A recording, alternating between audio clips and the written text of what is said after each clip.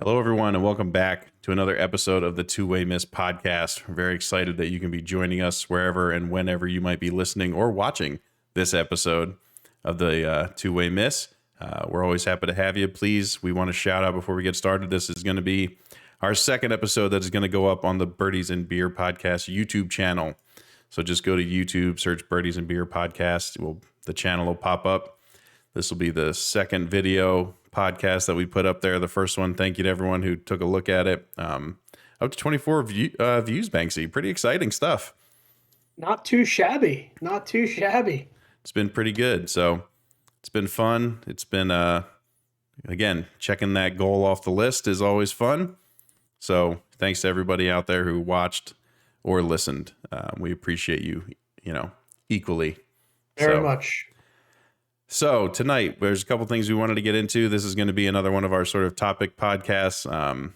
Nothing too crazy going on in the world of professional golf or golf otherwise. We have things to look forward to. Some pretty good courses coming up on the West Coast swing that we'll talk about. The Netflix documentary getting started. There's a bunch of stuff that we'll get into, but the last tournament was like the AMX, and nobody really cares about that one.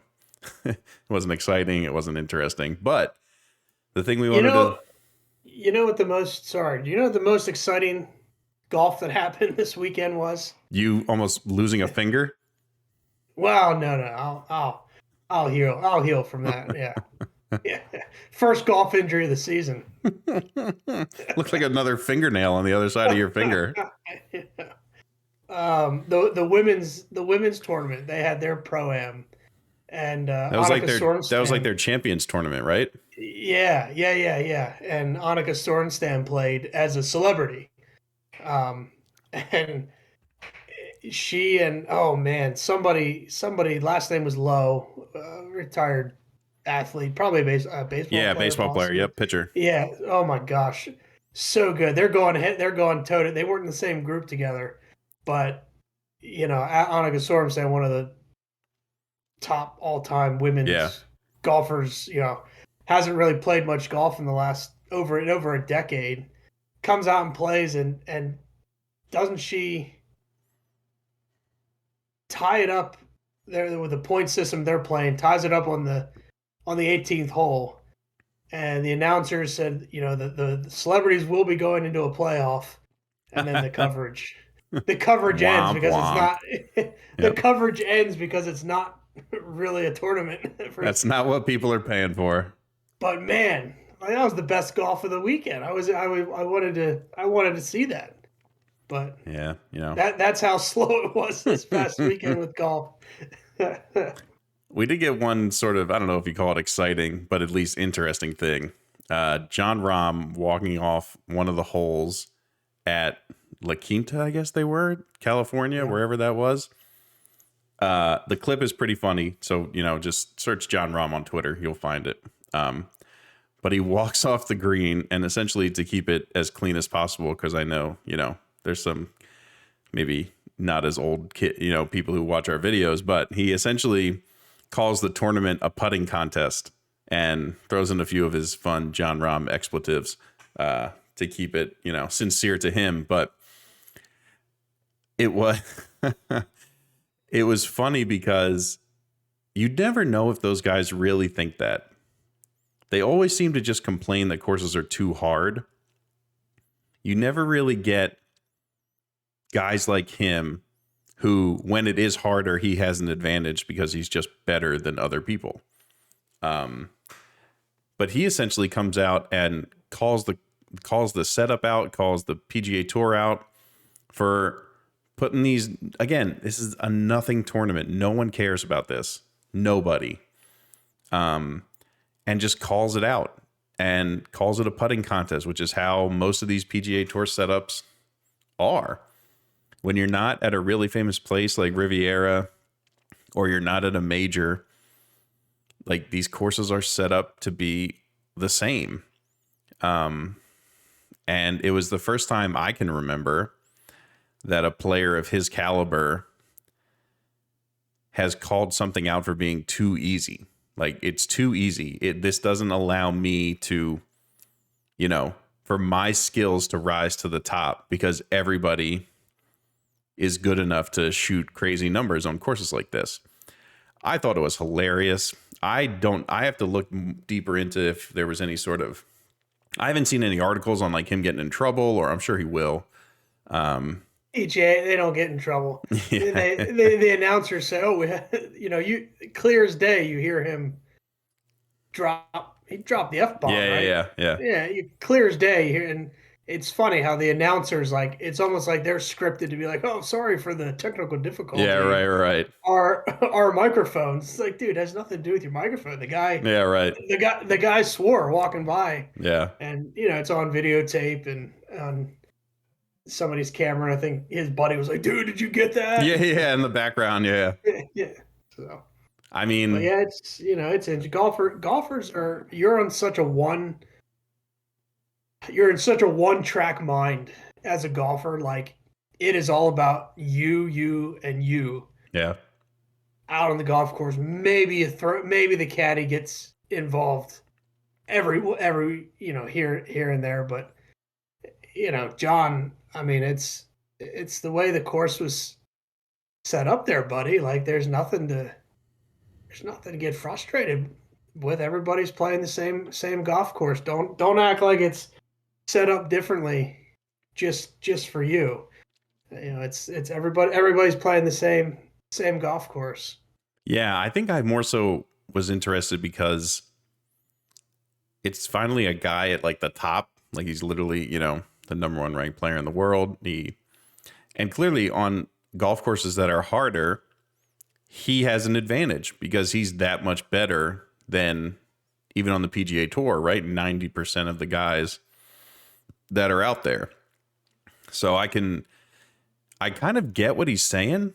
Like, I kind of understand, like, this is just set up too easy. Like, why do I even bother? Like, my skills can't separate enough at a course like this for it to make it be like worth my while. Like, why should I put my all into something like this if I could just play average and still, have a top 20 probably?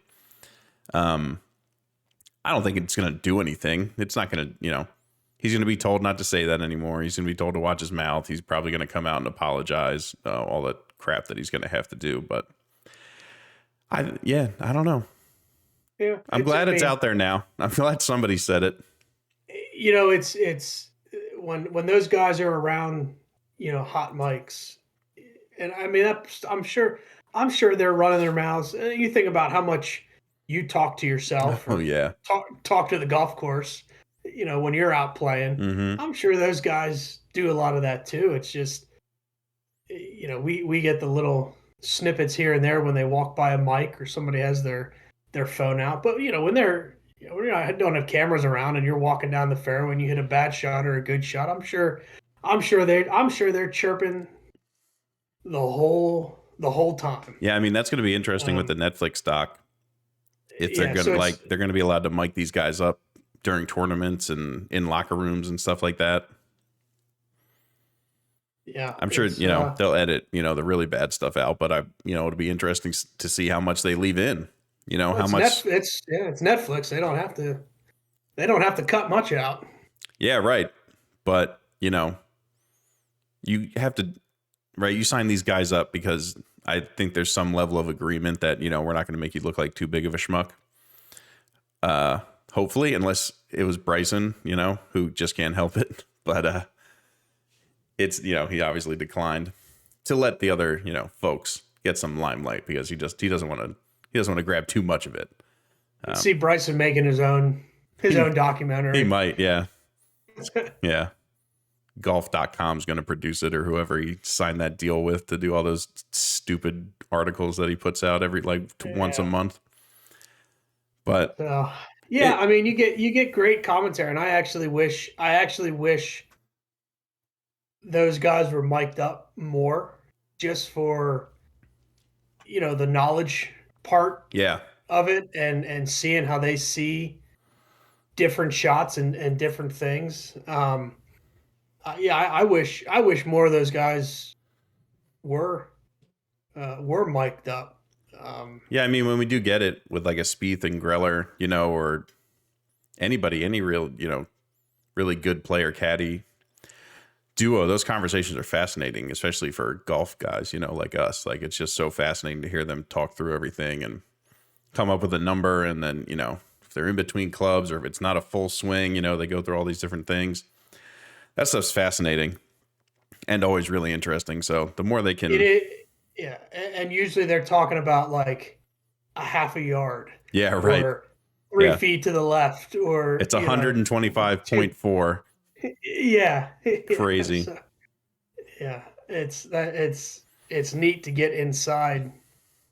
It's neat to get inside their minds when they're talking through that kind of stuff. And yeah, maybe with this Netflix thing, maybe that'll promote more on course, um, on course microphones. Who knows? Yeah, right. Have to go to tape delay, but Yeah, right. uh, yeah, but Hopefully it could be fun. we'll keep our fingers crossed for that doing well.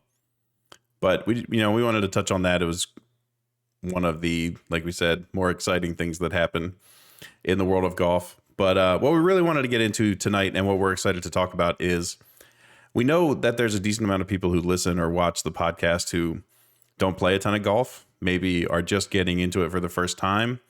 We know there's a fair mix of, guys like us who can't stop thinking about it, talking about it, watching it.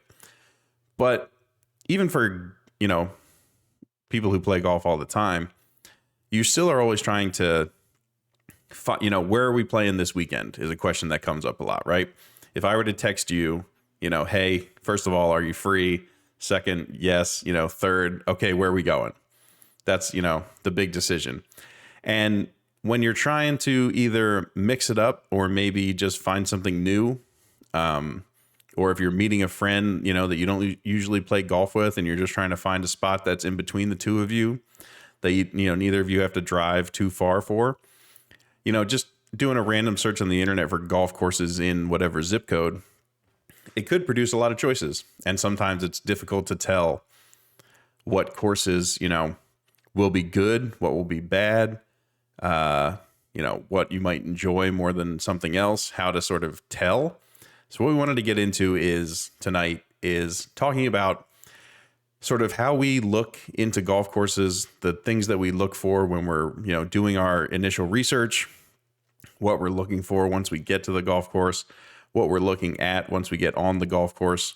And then, there's just those factors that kind of, through our experience playing a decent amount of golf courses, either in this area or, on vacations or things like that, we want to just sort of share our experience, share our sort of tips and tricks to help anyone who might be seeking out a golf course for the first time, or maybe just trying to look for a new golf course to play with their usual golf buddies.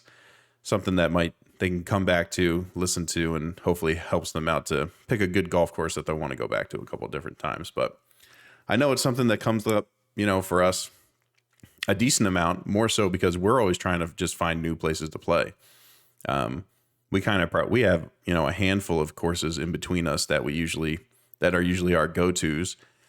But I also know that when I moved down to Maryland from New Jersey, about 9 or 10 years ago, I didn't know anything about Maryland golf. I didn't know what golf courses were around me. I didn't know what would be good, what would be bad. I did put in a fair amount of research to, and then you put in the research and you go play and you figure it out. But there's always some things that you learn to look for, through your research when you're first Googling something or, your experience. So it's something that we wanted to talk about and sort of share our tips and tricks, and we're excited to talk about it. But, it's just one of those things. Every golfer goes through it, right, Banks? You got to figure out where you're going to play. Yeah, and I think, for us specifically, when we're trying to find, our first priority is location, right? Trying to find something halfway, Mm-hmm. or somewhere in that general vicinity where we're not, one person's not driving a majority of the way. But yeah, there's a lot of research that can be done, and usually, now with the internet and everything, looking up golf courses and seeing other people's reviews of those golf courses. Generally, if you call into the pro shop and say, "Hey, how's your course?" Yeah, It's right. You're gonna get the same answer a lot of the times. the best course in the county. Come on out, That's right. Um, but yeah, reading the reviews, looking at the pictures, looking at scorecards. I'll tend to look at length of the Yep. golf course a little bit. I don't want to go anywhere. I don't want to go anywhere that's a super super short golf course. I want to go out there and have some fun. Hit a lot of drivers. Right. Um, but yeah, as much as research as you do, you always, obviously the best experience is going out and playing. Um, and I think that gets tricky a little bit too, because I think the next thing kind of look at is price. There are these golf courses around, around here, the prices fluctuate Yeah. so much, Yeah. and I have no problem. I have no problem paying premium to play on a nice golf course.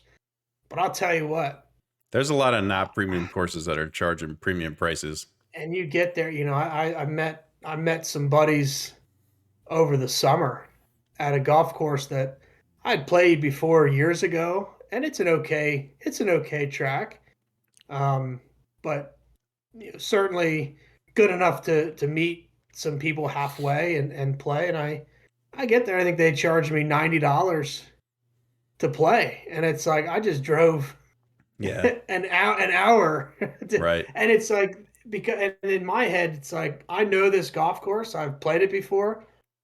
I didn't even bother looking at the Right. price Yeah. because I was like, it's, Yeah. it's a normal public Yeah. Right. golf course. I'm like, okay, $50 because it's a weekend. Like I even upcharge it on Yeah. Yeah. myself Right.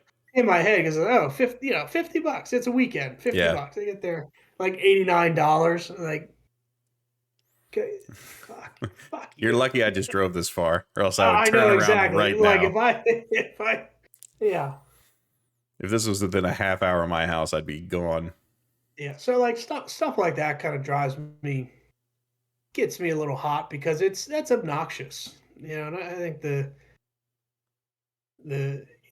golf courses, they fluctuate in price Yeah. a lot, Yeah. and I got burned. I did. I mean, it's an okay golf course. I got to see some buddies and play, so that part. But as far as the actual golf, Yeah. I got burned, man. Listen, you can't call yourself a golfer until that's happened. I don't think it's gonna happen to everybody at least once in your life. Many more times than once though. You'll get to somewhere and that'll happen. But so let's kind of go through that journey. I kind of want to, go step by step through that journey. So I want to take it from kind of the scenario we had, maybe a few years ago. I was down in Maryland, you're up in PA. We were trying to figure out courses in between us that, we could start playing that, like you said, were maybe about 45 minutes to an hour for each of us, something that we could, easily get to on a weekend. And, you start with, golf courses near blah, blah, blah, add a zip code or plug in a Mhm. town and you'll get, that nice big Google list with the map that comes up. I think the first thing that I know, like you said, it's the same thing I look at too. How much? So you go on the website, you look at the rates. A lot of the times they're listed by season. So, the busy season will be more expensive than the off season. Twilight, what they call sort of night hours, will be less expensive than premium, Sunday, Saturday morning tee times, because that's when everybody wants to play golf. So there's a couple things to sort of navigate in that sense. You decide when you want to play, how much it's going to cost. I know for me, and this is no offense to you, right? I would say this to anybody, but it's like if I'm just going out to play around with my buddy on a weekend, I'm probably not looking to pay more than 50, 60 bucks. I think is probably the high point for me. I don't know if you have a different sense of that, but I think that would be my sort of like absolute max that I was willing to go, unless this is given that I'm just looking for a regular course, right? There are going to be courses that you might get a chance to play with a buddy of yours on a weekend. They're going to be more expensive, and hopefully they're worth it. And you don't run into a situation like Banks and I, have run into. But I think, when I'm looking at pricing, I'm looking for that to be the price of like a premium tee time. And I'm going to start there and I'm going to work my way down. All right, well, how much is it? That's probably from 6 a.m. to noon. They'll charge the most they're going to charge. And then from 1 to 4, they're going to charge a different price for the afternoon. And then from 4 to 6:30, let's just say if this is the summertime and, it stays light out till 9:30 at night, they're going to charge a different price for those twilight hours. So I kind of start there, and then I sort of work my way down. And as long as that high point is around $60, I kind of feel like, okay, this golf course probably, it's starting at a good spot. It's not all I look at, but for me, that's a starting point. What do you usually think about, from a price point? What are you looking at? Yeah, and I think, again, public golf courses, Yep. and especially within, I don't know what, the 40-mile radius that you and I kind of go. Yep. Yeah, that anything more than $65, it's too much. Yeah. It's too much. Now, those special circumstances where you're going to a more high end place, again, I don't mind paying a premium to play a nice country club, Yeah. or a top rated public course where maybe they've had some high end amateur tournaments at things like that. But yeah, 65 would be my max, I think. Yeah. It's a good sort of preface, that's because the top. Yeah. Because there are those places. That's with a cart too, by the way. We're including. Yeah, I know we walk sometimes, but it needs to. And I hate that too. You'll get to a course and you'll be like, "Oh, it's $90, with a cart." And I say, "Okay, well, how about I'll walk?" Okay, that's going to be $83. That's ridiculous. Or no, or the answer is no. You can't do that. Yeah, I got burnt. And I got burned over the summer too. I had a buddy that kept bugging me to come up early in the morning and play in these little team matches that they play at, and I said no. It's early. I gotta get up. It's just it's a 45-minute drive. So finally, I do it, and this is more of a. It's an very old golf course, so it's super short, rinky dink.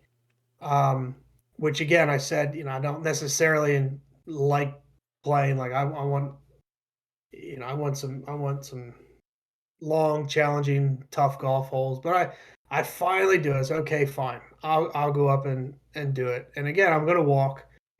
Thinking like $25, $26. I get up there and I got charged $48. And I'm like, no, man, I'm walking. Like I don't want a cart. I'm walking. Yeah. I'm like, it's like I'm repeating myself, thinking that he's not understanding, even though I'm speaking perfectly clear English. So yeah, $48. Like, man, and then you're just pissed at yourself. Yeah, right. Because it's like, it's Saturday morning. It's like 6:30. I just drove all the way up here to play in some half-ass tee matches where they're playing for like $3, and I just dropped $50 to walk this golf course. So you live and you learn, and at the end of the day, I guess you're still getting to play golf, but yeah, price is a big thing. And I can't, I can't decide where to go next. Next in line, is it course conditions or is it pace of play? Yeah, I'm thinking we even go a little bit before that. I'm thinking when we're looking into the course and we look at price, I know the next thing I try and check is the scorecard. A lot of places are putting their scorecards online on their websites. And I know it's something that I look at, and the main things that I'm looking for is scorecards are going to give you a total yardage for every tee box that they have. And this is something that's really helpful. The first thing this is probably the hardest thing to learn while you're playing golf, but the biggest thing you need to learn is your sort of what is your true capability as a golfer. Because there are courses that are just naturally longer than other courses. Some, like Bank said, he played an older golf course. They tend to be shorter because back then they didn't have the equipment, and they didn't need to have golf courses that were that long. Some of the more modern courses, you could have tees from 5,500 to 7,200 yards. You could have that many tee boxes and that big of a variance in the total distance of the course, depending on what tee box you play. I know for me, if I'm by myself, I'm probably looking at the one-up tees, so not the tips. The tips are what we call the absolute farthest tees on the golf course. So I'm probably looking at the one-up tees. I'm probably looking for them to be anywhere between 63 to 6,700 yards, if I'm looking at for an exact amount. And then the tips, are probably going to be at 7,000, maybe 6,900. A lot of courses don't set them up too far back, unless they're a pretty big tournament course, like you said. But for your usual sort of public golf courses, you're probably seeing the tips at 68, 6,900, and then the one-ups are probably going to be anywhere, from 65 to 6,700 yards. Because I know for me, as a 17 handicap, I probably shouldn't be playing the tips on a normal basis, right? It's just not, it's going to affect my pace of play. It's going to affect how many golf balls I probably lose in a day. It's going to affect my mood because I'm probably going to be playing worse than I should be. There's a bunch of things that can factor into that, but I know looking at a scorecard and looking at distances is something that I absolutely check. And I think it's a really good thing for people to take a look at when they're trying to understand a golf course a little bit better and they haven't seen it yet. Obviously, when you step foot on something, you can get a good sense of, does this fit my game? What tee box should I play? All that stuff. But when you're trying to just research it online, it can be difficult. But the good thing about the internet is that a lot of these courses are putting their scorecards online, or putting some semblance of, a sort of tee marker, list online. And I think they've been really helpful. I know I've used them in the past. Banks is going to now follow up with saying that he doesn't let me play the one-up tees when I'm with him. Yeah, not with me, buddy. This is when I'm with normal people. This is when I'm not with you. Me, buddy. Come on back. Come on back. He makes me go back there. Makes me hurt all day. But I just, it's one of those things that I've started utilizing when I'm looking at new golf courses, or, there's a good amount of times that, maybe you go somewhere to meet a friend, right? Maybe you're going to the beach for a weekend and you're meeting somebody who goes all the time and they have a golf course that they play. And maybe you just want to get to know it a little better before you get there, right? You want to learn a little bit about it. You go look it up online, take a look at the scorecard. They usually have sort of a hole by hole picture. You can get a sense of what the holes look like, how long it is. I know stuff like that's been really helpful for me when I'm looking up a new course or trying to figure out somewhere new to play. You got to love, rolling up to the first tee and you're behind a foursome. Yeah. And you just, first guy hits it 100 yards left. Second guy hits it 100 yards right. Third guy misses it 4 times and then takes a divot, a 3-foot divot. You know what's even worse about those guys though is that they're playing the white tees instead of like the blue, or like, they're instead of like the gold or the green tees, which is where they should be. The fourth guy takes 6 mulligans on the first hole to get off the first tee. And it's like, oh man, here we go. See, if they had done some research, they would have known they should have played the 2-up tees.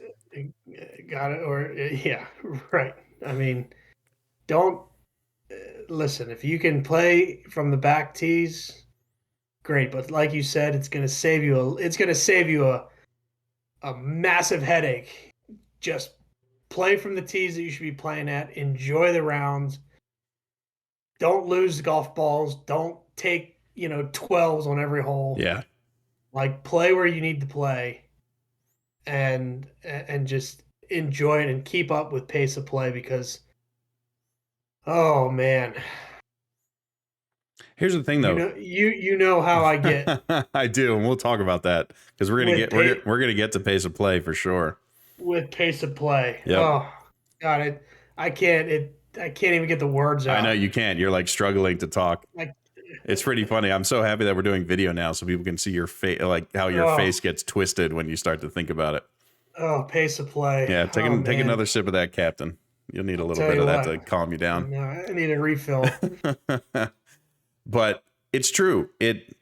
I think that like another huge thing that golfers need to learn is that you're not as good as the guys you watch on TV. No one like punches a punch out card every time you say I'm playing the tips. No one like the Marshall doesn't come around and punch your like cool guy punch card, when you go all the way back to the tips. The tips are for a very select few golfers. There's not a lot of them out there that should be playing tees that far back. Like they just shouldn't. Most people just think they either are trying to be cool or they for some reason think that they have the same amount of skill as guys that they watch on TV. Swing thought on their way to the course. Yeah. Like, oh man, I got it. Yep. I got it. Can't wait to crush the tips. Can't wait. And there's what do you think? Maybe 4% of weekend golfers or guys, who aren't playing on any sort of amateur tour or any in amateur tournaments, like regular golfers, maybe 4% should be playing the back tees. Yeah, I mean, I'm okay with that number. I have no idea, but It's yeah, not a big percentage. Like it doesn't have I'm double good. I'm digits. good with that. It doesn't Yeah. have double digits. And people somehow think that they like need to look cool or that someone's going to give them like a high five after they, play those tees when they're done the round. Like it just doesn't make any sense. And on pace of play. So for people that are listening that might be new to this, what do you think? 18 holes of golf at the max. At the max. For no, I mean, okay. To average to the average golfer, if you go out and you can get 4 around in hours. 4 hours, 4 hours. you're doing okay. Yep. You're not doing great. You're doing okay. But anything and you stuck up through like when we play if we had the course to ourselves with a cart playing golf, we're done in what, two and a half. We played in an hour and 45 minutes one time. We did. You're right. We did. I mean, I'd say 2.5 is probably that number. Yes. If it's just the two of So us out there with no one else stopping us. Yes. I think if it's the two of us and it's not like a Saturday or Sunday morning, let's say maybe it's a Saturday night, Saturday evening, and there's a couple people out there that we might either pass, or they let us through, I'd say we're trying to get it done in 3 or less. yeah. And I found in tournaments too. Like I play a lot of golf with, I play, I play by myself sometimes. Um, There's no shame in that. and yeah, I mean, and I play with, and I think we've kind of worked out a time when I'm playing with you or some other buddies. Like worked out a time where I kind of know where those pockets generally Yeah. are, where you're not going to be crushed in front and crushed behind. Where Right. so I'm looking at 3 to 3.5 hours. But it's funny then when I do get into some tournament play, it's like a total mind Mm-hmm. like reset because I'll tell you some of those rounds go 5.5 hours. Oh yeah. When people start putting so much and thought into every shot and walking around the cup to read putts and and it does like I'll admittedly say that it's taking a toll on now if it's I'm not talking scramble with your buddies yeah, right. smoking cigars and drinking beer like that shit I'll be out there for 12 Yeah, hours that's if I right. have to. Yep.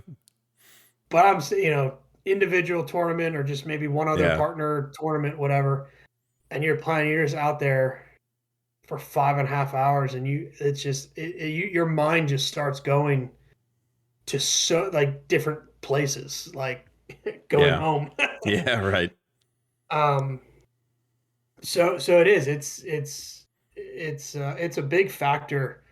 It's a big factor for me, and I think Yeah. So let's talk about that. So let's say yeah, we've looked at the course. We've, you know, looked at the scorecard. It's a good spot for the people you're playing with. You know, it seems to have the good tee box setup. Everybody can play sort of where they need to. So let's say we've decided and we've gotten to the course. So let's, you know, sort of talk about the things that I'm looking for. I think I'm looking as I drive in, I'm looking for how are they stacking these groups? It's like as you're driving in, you're usually driving past either the first hole or, you know, the 18th hole, right? Usually the holes that are coming back to the clubhouse, and usually you're at least driving past hole number 1. And if you drive in and you see carts already stacked up at that, you know, little check-in, that Marshall check-in, I know my head just kind of goes like, oh God, no. Oh my God. I made a mistake. yeah. We made a poor decision. So I know that's like a big thing that I check when I'm getting in. I know that like I like to look at how do the golf carts look, you know, do they look like they are in good condition? Are they going to work when I step on the pedal? Right. Are they going to last the entire round? Do people generally seem to be playing quickly? Do people generally seem to have their, you know, for lack of a better term, have their shit together? Yeah. Like, do I see a bunch of people in jean shorts? You know, there's a bunch of different things that we could go through that, you know, I God. stereotype a little bit about a golf course. And I don't say this to try and be mean or hurtful but it's in our experience, these are the things that are going to dictate how much fun you have that day. And playing public golf courses, it's a toss up. Like you Yeah, don't it's a know, crapshoot. you don't know what's gonna. I mean, like you said, jean shorts, jeans. First of all, I don't know how anyone thinks it's more comfortable to wear jeans than Stupid. golf pants or shorts Stupid. onto That's the all it golf is. course. Like, yeah, It's just stupid. That's all it is. aside from you looking like an idiot, there's no way that's more comfortable than golf Yeah, pants there's no way. or shorts. Yep. Um, but yeah, you know, you see some interesting outfits out on the golf course. You know, gym shorts, flip flops. Like how you're able to play 18 holes of golf in flip flops. I don't know. I'll never understand. I don't know. You know, cut off t-shirts. Yeah. Seeing some cut off t-shirts. And again, these are public golf courses where um, you know, yeah, there's maybe some dress code some places. Um, certainly at country clubs, some more private or more upscale golf courses, you'll certainly have dress codes. But you know, you get a nice spring or summer day uh, out on a public golf course, man. It's a free for all, you know. And listen, Uh, we don't discourage no, anybody from playing, never. And if but this is, you know, you can still have a little bit of class. we want golf to be welcome to everyone. You know, we don't discriminate on who should be able to play or not. But it is one of those things that you can kind of quickly learn how your day is going to be. You know, if you see a high percentage of a certain amount of clothing, it's it's going to be one of those days for sure. If you see a lot of jean shorts and jeans running around. Yeah.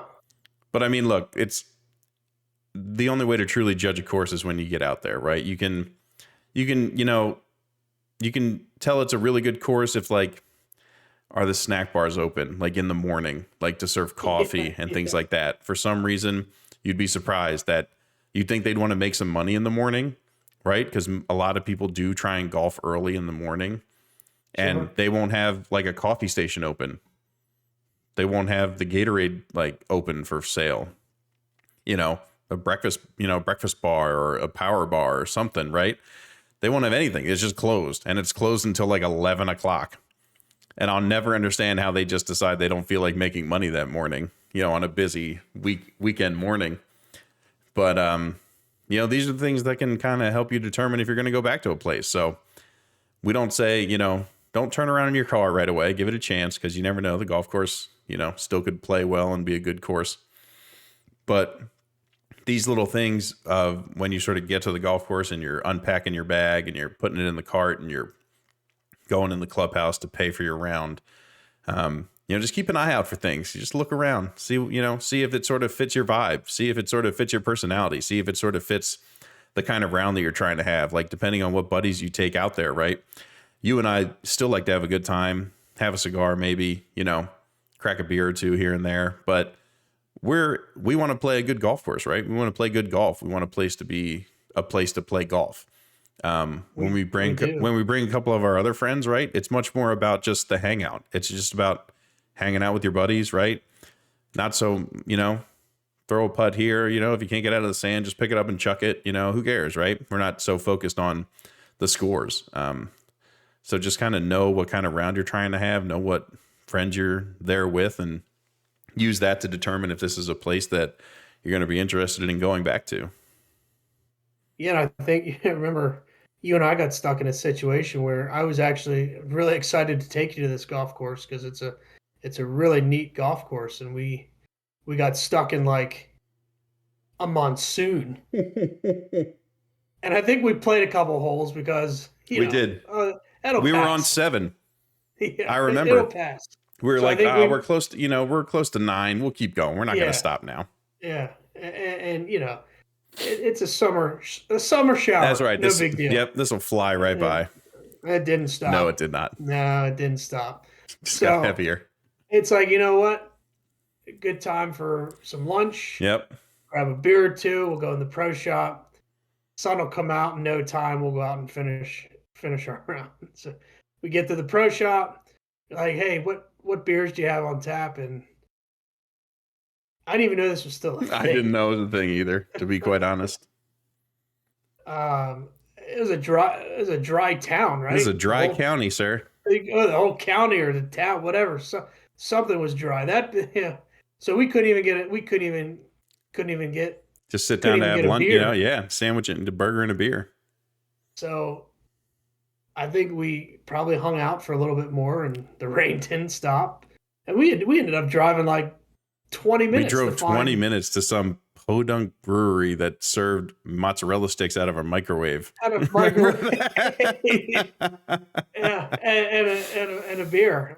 Yeah, it's one of those things. That's how far we had to go to find one. We got 7 holes of golf in. We had to drive another 15 miles to find a beer. But hey, at least we were together. That's right. Sometimes it's okay if you got the right friend. So, and then, but yeah, do your research beyond the golf course, I guess. That's a situation that it had never happened to me like that before, and it hasn't happened to me like that since. I'll never forget, though. Every time I go to a new place, I'm going to look it up. Like, I've never forgotten. Yeah, that was a shock to the system. It again, are we in like Puritan Europe? Like, I don't understand. What are you talking about? Are we in the 1950s? It was interesting. Yeah, it was interesting. All the fun things you figure out when you're going to new places, right? Yeah, the one time we don't sneak beer onto the golf course. I know, right? I usually always bring something. Man. And it was early. I think it was early. We were playing early. There wasn't anybody else out there. I feel like we were flying. Yeah. Like, we were doing great. Pace of play was amazing. Flying around the golf course, and then this monsoon comes out of nowhere. Yeah. Yep. But so let's wrap it up with sort of talking about when you get to the golf course and you start playing. What are sort of those determining factors that decide if you're going to want to give this place another shot, if you're crossing it off the list, or you're saying, this is going to be one of my regular spots with these buddies, whenever we want to play? Yeah. So I look at layout. I mean, I enjoy a good layout, a variety of holes. Mm-hmm. There's some golf courses that just you hit it down, then you turn around, hit it back. Yeah. This hole goes this way. This hole every hole is running parallel with each other or perpendicular with each other. It's I like I like I like a variety of golf holes. As I as I get older, I don't mind some nice scenery. Yep. If the golf course is maybe up in the mountains or going along a creek or Mm-hmm. river or something, just something We'll to look at. even enjoy just some nice big houses to look at. That's Yeah, always sure. fun too. Yeah, sure. And hope you don't hit their house with a ball. I don't know. I'm going to tell you a Um, story in a second oh about boy, that. I I know mean, that it story. happened with you and I. No, it's not that one. It's another one. It's not that one. No, it's not Okay, that. We can tell both of them. okay. Um, and I think from a golf port, I don't, fairways like do the superintendents know what they're doing? And I know you can't necessarily always. Um, This is one of those things that's impossible to know until you get there. Yeah, and Mother Nature, I get it if it's flooded with rain and stuff, but is the golf course not like are the fairways mowed? Are the tee boxes mowed? I hate rolling up the tee boxes and you have like Yeah, those yeah, yeah. stringy pieces of grass sticking Yep. up, and it's like, Or come it's on, just guys. dead, or it's all just dirt. Yeah, I hate when things are avoidable and it happens to the courses because on a golf course, if you mess up, it's hard to get it back. Yeah. Um, and I really appreciate some not necessarily smooth. I'll say smooth. They don't have to be lightning quick. I prefer them not to be super slow, but just a smooth roll on the Yeah. greens. Listen, we're not talking about country clubs here, right? We're not talking about private places. We're not talking about super high end. Like when you're just looking for a public golf course, you do have to sort of rate it on the scale of a public golf course, right? Of something that gets a lot of rounds from a lot of different people. But we've played plenty of public golf courses that are reasonably priced, are interesting, and are very well conditioned, right? Nothing is stopping it from being well conditioned. It's how much does this golf course, and the superintendents care to keep it in a certain condition. And listen, there are some golf courses out there that are going to be priced $25 to $35, and they're just not going to care that much about how it looks. And the good thing about those places is that you know that going into it, right? You're paying a certain amount and you just have to know that. But if you're talking about the $45, $50, $60 range of courses that's churning through groups every 8 minutes, you should expect a certain level of conditioning that allows you to play some good golf. I don't think it's an unrealistic expectation in Yeah, and 2022.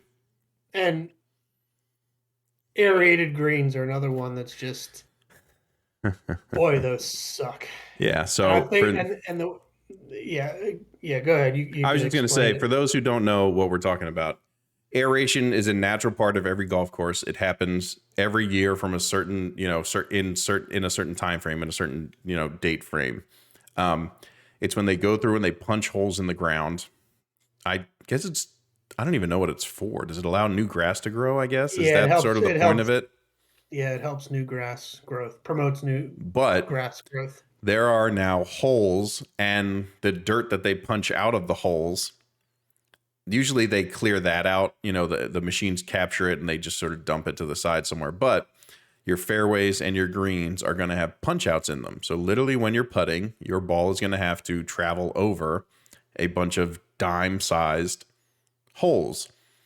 It makes it almost impossible to putt. Um, the Yeah, fairways, you can kind of get away with it. You can lift clean in place. You can put your ball in a different spot. That's just what you right. do. But putting becomes practically impossible.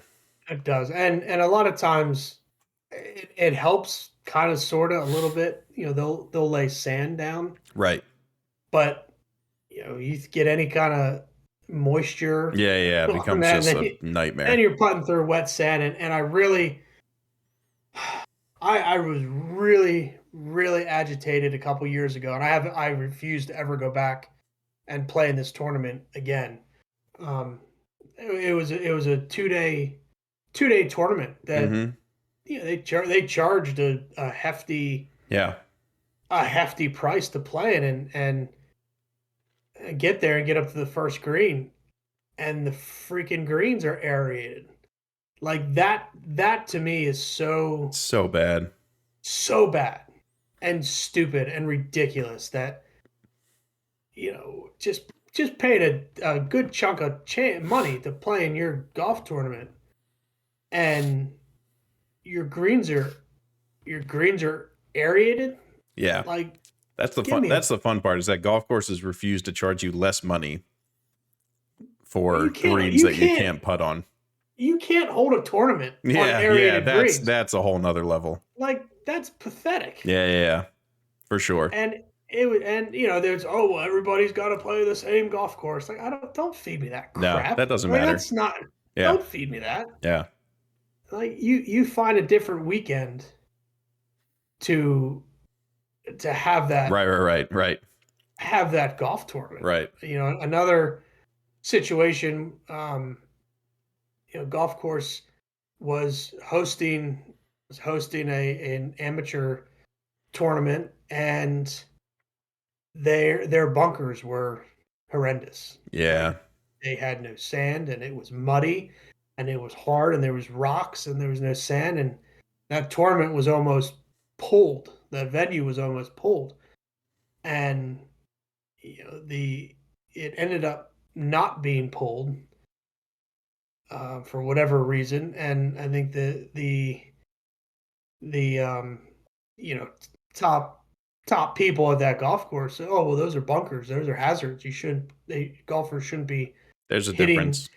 their ball in them anyway." Yeah, Like, there's a difference. God, is that the most stupid answer you've ever heard? And you're like some people. I mean, because that's the thing. Some people that are good bunker players, they do aim for them. Yeah, If it right, comes down right. to hitting in the rough, the deep rough, or a bunker Yeah, like greenside, there's people that aim for the sand. yeah, So, it's one thing. It's one thing for your golf course not to be in good shape, but then try to defend it not being in good shape. yeah, Like, shut up. yeah, yeah. It's one of Stupid. those fun things that you learn that golf courses are pretty stuck in their ways, unfortunately, and they really don't Yeah. care. Like they're gonna have No. another person in 10 minutes. They don't care. They'll replace your tee Exactly. time in a snap. Like they just don't care. Yeah, and it's one thing just going out and playing, but I expect. I think there's got to be some expectations if you're hosting a tournament. Yeah, for sure. I mean, I think Like, you and I have pretty high expectations, even when we're just going out and playing. You know, it plays a big factor in if we're going to go back to somewhere. Like we'll play one round anywhere, right? We'll yeah, suck it up for one round, and we'll just do what we got to do. But if yeah. it's going to be a place that we go back to, um, it's got to have good conditioning. It just has to. Yeah, and I think we've gotten pretty lucky. I don't think, you, because I think we do our due diligence and proper research. I don't Yeah. think we've played too many courses where we're like, no, we're not coming back here. Yeah, I don't think we've played many that have sort of surprised us. I think, like you said, we've done our research. Like, I remember I took you to one course out here by me, but I think it was like literally $20, and it was a shithole. But like we knew Yeah, that going right, into it, right? It was like, right. all right, it's cheap. We've never been there. Like, let's just throw a flyer out, right?